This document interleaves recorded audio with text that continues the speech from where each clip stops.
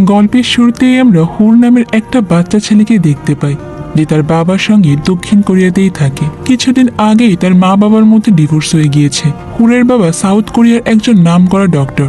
সে একজন cardio surgeon. এই জন্য সে তার ছেলেকে খুব একটা বেশি সময় দিতে পারতো না, তাই ম্যাক্সিমাম টাইম হুর বাসায় একাই থাকতো। একদিন ডক্টর শাওয়ের বাসায় অ্যাসেম্বলি এল্ডের জ্যাক নামের একটা লোক আসে দেখা করতে। ঠিক ওই সময় আবার হুর স্কুলে যাওয়ার জন্য বের হচ্ছিল, আর জ্যাককে দেখে তো সে বেশ অবাক হয়ে যায়, কারণ তাদের বাসায় সে আর তার বাবা ছাড়া তেমন কেউই আসা যাওয়া করে না। হুর স্কুলে চলে যাওয়ার পর জ্যাক ডক্টরকে বলে যে আমেরিকা কিন্তু খুব দ্রুতই নর্থ কোরিয়ার উপর অ্যাটাক করতে চলেছে।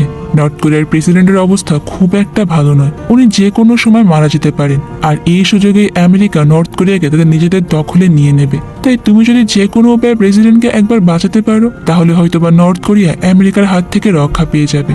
কিন্তু নর্থ কোরিয়ার প্রেসিডেন্ট কিম জং উনের চিকিৎসার জন্য ডক্টর শাওকে নর্থ কোরিয়া যেতে হবে, আর এটা নিয়ে তারা দুইজন অনেকক্ষণ এই বিষয়ে মিটিং করে। ততক্ষণে আবার হুর স্কুল শেষ করে বাসায়ও চলে আসে। বাসায় ঢোকার সময় সে বাইরে জ্যাকের অ্যাসিস্ট্যান্টকে দাঁড়িয়ে থাকে দেখে। সে তখন অ্যাসিস্ট্যান্টকে একটা ললিপপও অফার করে, আর ওই অ্যাসিস্ট্যান্টটা সেটা খুশি মনে হুরের কাছ থেকে নিয়ে নেয়। এরপর যখন তার বস জ্যাক চলে আসে, তারা ওখান থেকে বেরিয়ে যায়।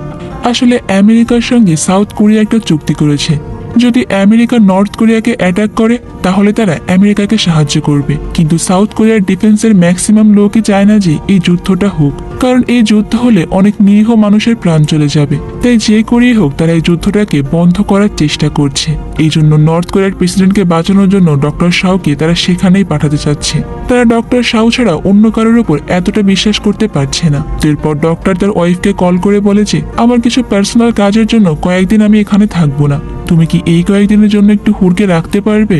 কিন্তু তার ওয়াইফ তখন সরাসরি না করে দেয়, কারণ সে অলরেডি অন্য একজনকে বিয়ে করে ফেলেছে। এদিকে হুর তো লুকিয়ে লুকিয়ে তার বাবা আর মার সব কথাই শুনে ফেলে, আর মনে মনে তার মায়ের উপর বেশ কষ্টও পায়।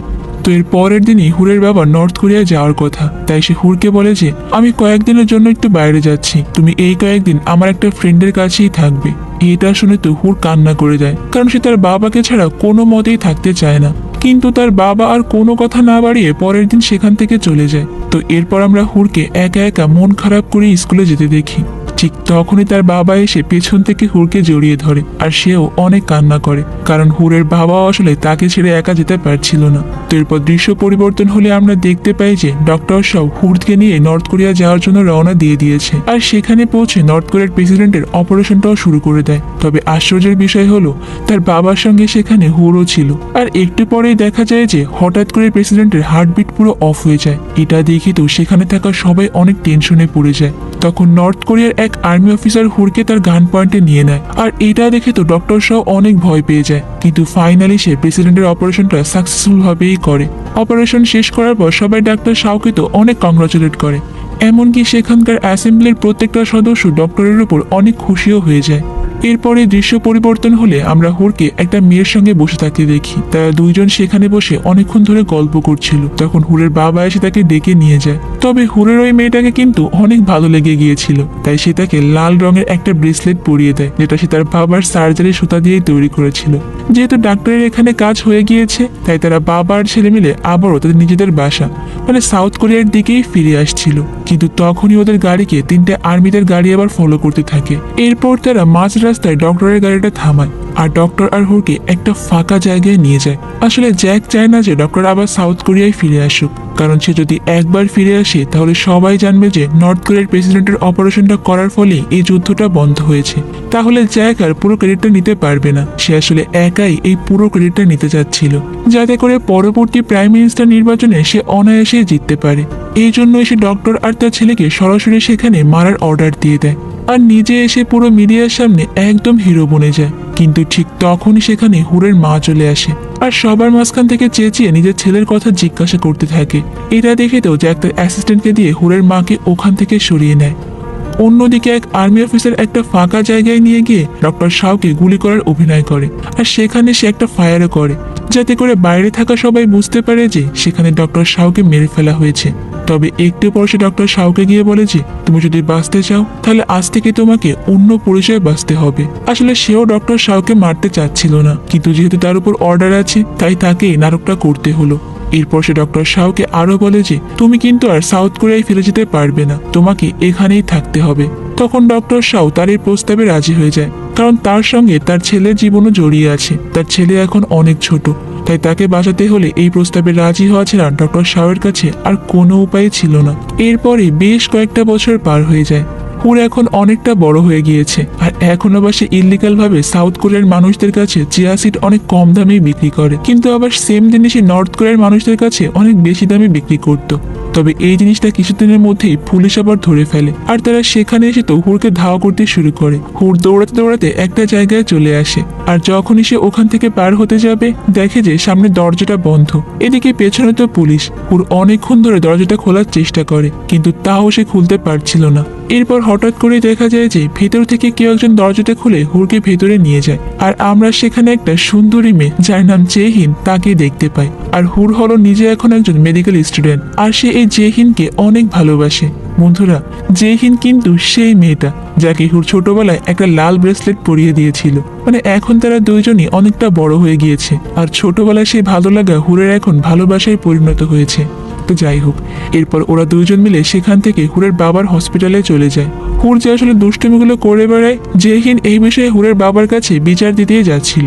এরপর আমরা দেখতে পাই হুর আবার অনেক রোমান্টিক ভাবে জেহিনকে বিয়ের জন্য প্রপোজ করে, কিন্তু জেহিন তাকে বলে যে আমি তোমাকে বিয়ে করব, কিন্তু 6 বছর পর। তবে আমি বাবাকে তোমার কথা বলেছি, বাবা আজকে ডিনারে তোমাকে আমাদের বাসায় নিয়ে যেতে বলেছে, তুমি আজকে ডিনারটা আমাদের সঙ্গেই করবে।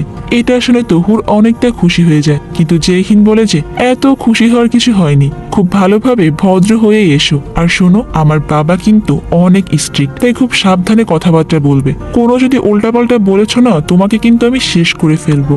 তো হুর তো এরকম প্রস্তাব পেয়ে অনেক খুশি হয়ে যায়, আর বাসায় গিয়ে তো ডিনার পার্টির জন্য বেশ মানসা মেলে রেডি হতে থাকে। কিন্তু ঠিক তখনই তার বাবা এসে বলে যে আমরা এখন পেশেন্ট দেখতে যাব, তুমি এখন আমার সঙ্গেই যাবে। তখন হুর তো মন খারাপ করে বলে যে বাবা আজকে না গেলে হয় না। তখন ডক্টর শাও বলে যে আমাদেরকে এই পেশেন্টটাকে বাঁচাতেই হবে, তুমি জানো আমাদের ডিউটি, তুমি এই বিষয়ে না বলছো কিভাবে? আমি কোনো কথাই শুনবো না, তুমি এখন আমার সঙ্গেই যাবে। বাবার এরকম কথা শুনে তো বাধ্য হয়ে হুরকে তখন তার বাবার সঙ্গেই চলে যেতে হয়। ওখানে যাওয়ার পর হুর ভাবছিল যে অনেক দ্রুত কাজ শেষ করে সে জেহিনের বাসায় চলে যাবে, কিন্তু গিয়ে দেখতে পায় যে সেখানে পুরো পেশেন্টদের লাইন লেগে গিয়েছে। এটা দেখে হুর তো অনেকটা আপসেট হয়ে পড়ে, কিন্তু তা অনেক ধৈর্য নিয়ে বেশ এক্সপার্ট ভাবে সে এক একজন পেশেন্টদেরকে দেখতে থাকে। হুরের বাবা তখন একটু পরে সে বলে যে তোমাকে আজকে আর দেখতে হবে না, তুমি এখন যেতে পারো। তো এরপর আবার সে হুরের হাতে একটা ফুলের তোড়া দিয়ে বলে যে এটা নিয়ে তুমি জেহিনের বাসায় যেও, এটা পেলে জেহিন অনেক খুশি হবে। বাবার মুখ থেকে এরকম কথা শুনে তো হুর অনেকটা খুশি হয়ে যায়, আর সাইকেল নিয়ে দ্রুত বেরিয়ে পড়ে জেহিনের বাসায় যাওয়ার জন্য। জেহিনের বাসায় গিয়ে হুর বারবার দরজায় নক করে, কিন্তু কেউই দরজা খোলে না। অনেকক্ষণ ধরে ডাকার পরেও কেউ না আসলে হুর একাই দরজা খুলে ভেতরে চলে যায়, আর গিয়ে দেখতে পায় যে সেখানকার সমস্ত কিছুই এলোমেলোভাবে পড়ে আছে। বাসার এরকম অবস্থা দেখে হুর তো অনেকটা ভয় পেয়ে যায়। সে বারবার জেহিন বলে চিল্লাতে থাকে, কিন্তু কেউ তার ডাকে সাড়া দেয় না। সে সব জায়গায় জেহিনকে খোঁজে, সে কোথাও জেহিনকে খুঁজেও পায় না। তবে একটু পরেই জেহিন কোথা থেকে দৌড়ে এসে হুরকে জড়িয়ে ধরে, আর কান্না করতে করতে তাকে কিস করে। তবে ঠিক তখনই সেখানে পুলিশ চলে আসে, আর জেহিনকে সেখান থেকে তুলে নিয়ে যায়।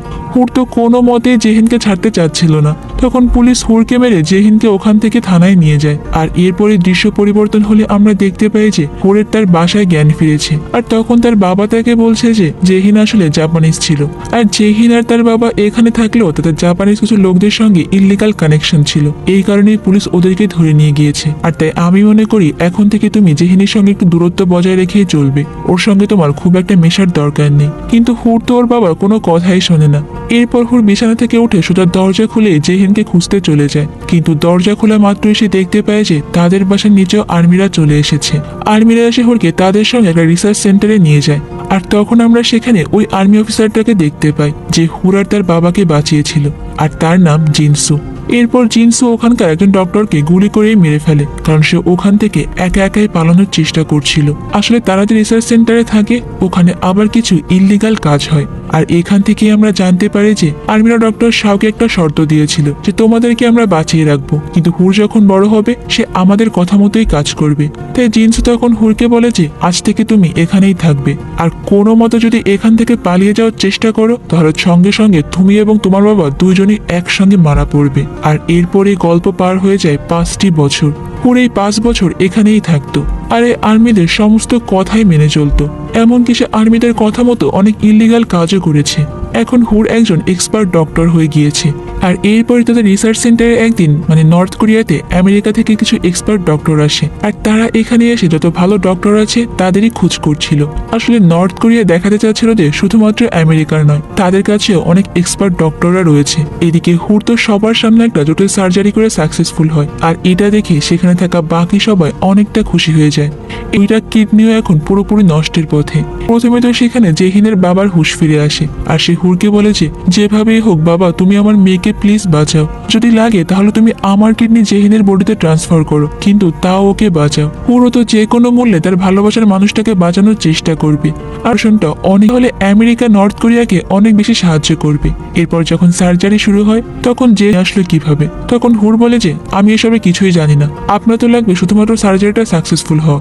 মেয়ের হচ্ছে নাকি ছেলের হচ্ছে এটা তো আপনার দরকার নেই, সার্জারিটা ঠিকঠাক মতো হলো কিনা এটাই হলো মেইন ফ্যাক্ট, তাই না? তো এরপর সার্জারি শেষ হয়ে গেলে জিনসু হুরকে বলেছে তোমার কি, কিন্তু হুর তো এটা শুনে সরাসরি না করে দেয়, কারণ সে যদি এখন বুদাপেস্টে চলে যায় তাহলে সে কোনোভাবেই জেহিনকে দেখতে পারবে না। সে তো এমনিতেই 5 বছর পর জেহিনের খোঁজ পেয়েছে, আর সে এখন এতটা অসুস্থ, তাই সে জেহিনকে রেখে কোনো মতে যেতে চাচ্ছিল না। আর এরপরে আমরা দেখতে হুর তো তাও তার বাবার কথায় রাজি হয় না, কারণ সে এখান থেকে চলে গেলে আবার তার বাবা পুরোপুরি একা হয়ে যাবে। তাই সে তার বাবাকে অনেক বোঝানোর চেষ্টা করে, কিন্তু হুরের বাবা তো তাকে এক কথা বারবার বলতে থাকে যে তোমার কিন্তু এখনই এখান থেকে যাওয়ার সঠিক সময়।